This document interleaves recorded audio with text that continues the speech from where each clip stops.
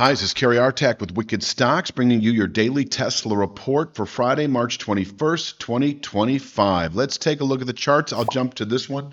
This is a weekly chart, goes back some 5 years, and this shows a couple of weeks ago having closed below a two-year channel bottom at 258.99 presents yet another significant sell signal that is expected over the next 1 to 2 months, depending on volatility, to yield 154.05 to 160.15. The 154 to 160 area is a long-term 5-year channel bottom that may well contain selling through the rest of the year. And from there, we can consolidate and eventually move higher as we move into later year perhaps, or 26. And that is the big picture. Selling 258.99, or at least not being long above 258.99 unless you want to endure downward retracement into the mid 150s, low 160s over the next month or two.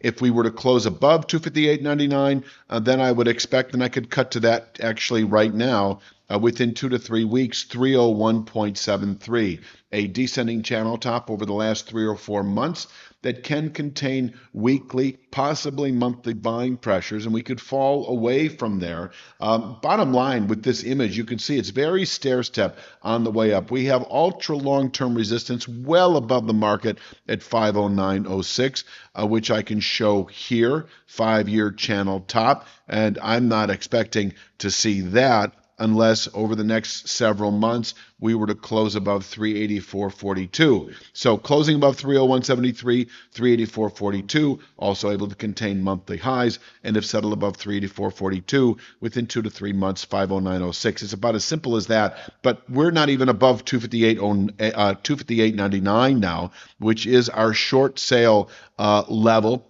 As we move through April, below which the mid 150s and low 160s remain a 1 to 2 month target. Let's talk, kind of the daily chart for today anyway. We do have this descending channel top, 1.5 week channel top at 234.38. We bumped this up to a session containment level. If we open below it, at or below it, we can quite easily fall back to 222.15 today. That is an intraday support level. It is the low settlement price. We did test that, to Tuesday of this week and came off of it. It can contain intraday selling pressures. If we break 222.15, 212.11 is attainable. I don't know about expected. Volatility has contracted quite a bit the last 3 or 4 days, and so it may be a settlement below 222.15 that would then yield 212.11 on Monday, where we can place a daily low. And 212.11 is our next downward pivot point as we continue really into April trade. We're not going to see it today, I don't think, but if over the next week we close below 212.11, that is a secondary sell signal that should, within 2 to 3 weeks, actually yield our targeted 160.15 formation, the beginning of a zone down to 154.05 that can absorb selling through the second quarter and even the rest of the year. So let's get back to this chart here, that if we push or open today above 234.38, 250.93 is attainable. To call it expected might be a bit of a stretch, but it's a Friday. Things can liven up a bit. And if we push or especially open today above 234.38, if we open today above 234.38, we closed at a higher price point than that channel top. And if we open above it, it becomes day support, above which 250.93 in reach. And if we close today above 234.38, I see 258.99 as a 3 to 5 day target.